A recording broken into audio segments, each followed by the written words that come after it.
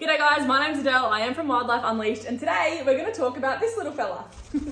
His name is Yoshi, and he's a beautiful little lilac crown Amazon native to the Pacific coast of Mexico. Now, we haven't actually introduced him to any of our flock mates yet because we want to get him the clear tick of approval before we do.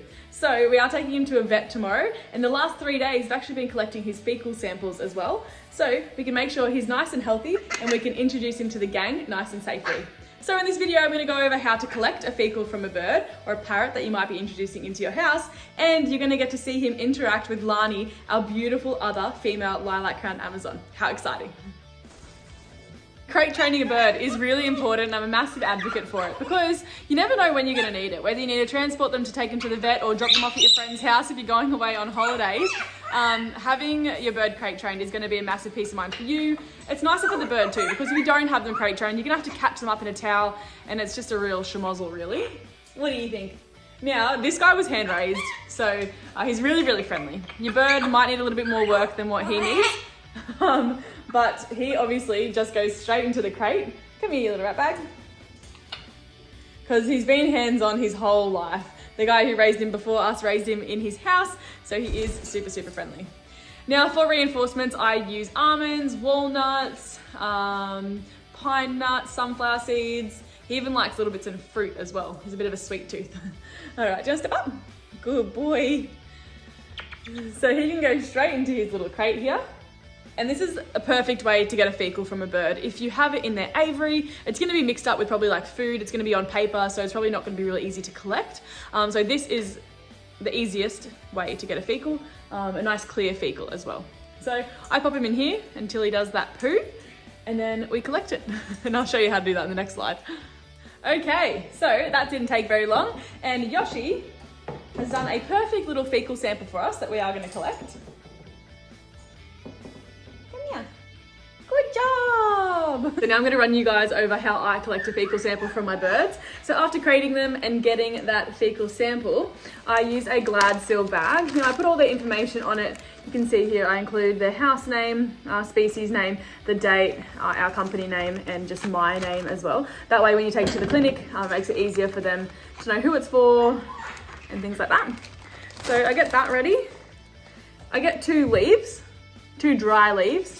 Oh, you could probably use fresh leaves, whatever floats your boat. And I basically just scoop it up. So here's his little fecal sample. Scoop it up onto the leaf, just like that. Scoops up real easy. And then you want to pop it in the bag. Pop it in the bag, seal it up, and then pop it in your fridge. When I booked Yoshi in for his vet check, our vet just told us how many days before to collect. So we've done 3 days, and then we'll get our 4th test tomorrow, and he'll check them all for parasites, any little nasty things, and then we'll go from there. So that is a real nice, easy way how we collect a fecal. We're on our way to the Unusual Pet Vet Jindalee. We've got little Yoshi in the back there as well. So when you are heading into the vet with a new bird, you always want to know as much information as you can about the bird. So ask the previous owner questions like, what formula was it raised on, what diet it's on currently, how old it is. You obviously want to know the species and any previous medical history as well. That way, when you do get to the vet and they do ask you these questions, you are well prepared to answer them all.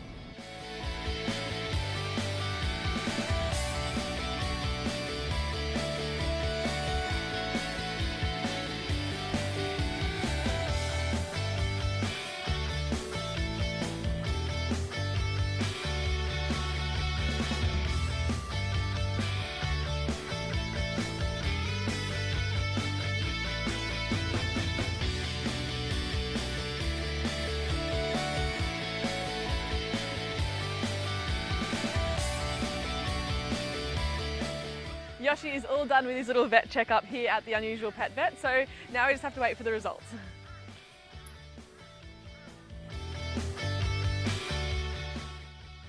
Yoshi's test results are back and everything is negative, which means we can introduce him to our flock. So let's go and see how they react.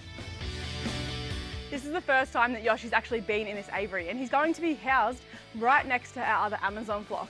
Now, because they're already an established flock, it's going to be interesting to see how they react to having another Amazon right next to them. But you can see Lani here is having a nice close look, and this is the pairing and the bonding that we're hoping to achieve with these two.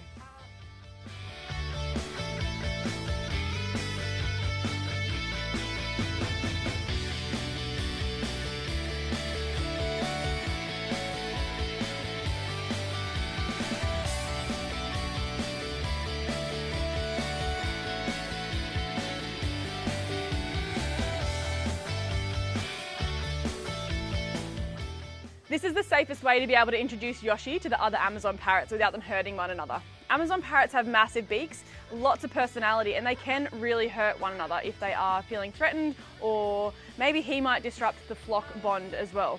So by having this mesh wall in between them, they can get really familiar with one another. That way, when Yoshi does head into the aviary, these guys aren't going to be concerned or threatened by his presence.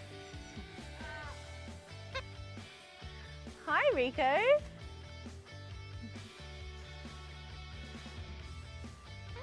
Who's that? We do have a few dominant males in here. We've got Milo and Rico, so hopefully they're friendly to our little juvenile Yoshi. Now this is our Amazon parrot's home.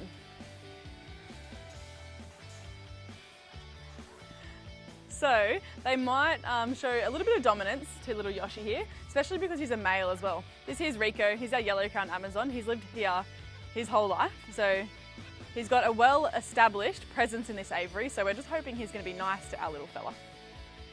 What do you think? But Amazon parrots, they're very social animals, so it's pretty cool to be able to have a large flock like this all living together in harmony. And they are going to establish this pecking order. They are going to have a few biffs, things like that. There might be some tail pulling. But they are going to assert their dominance so they can figure out who's going to sit where in the aviary.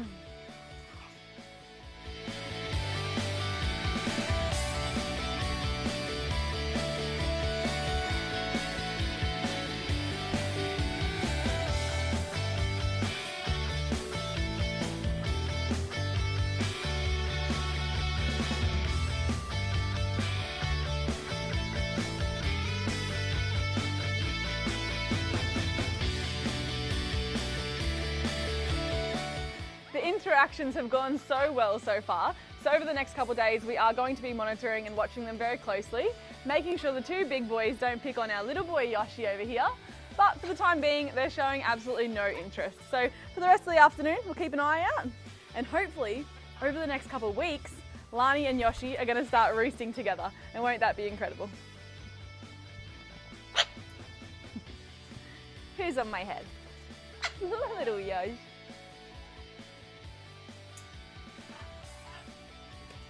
Well, thanks for watching, guys. That is our journey of introducing our little Yoshi to our family and into our Amazon flock. It's very exciting to have a flock of 5 different Amazons. They've all got their own little personalities, and I cannot wait to see them all flying as a flock together as well.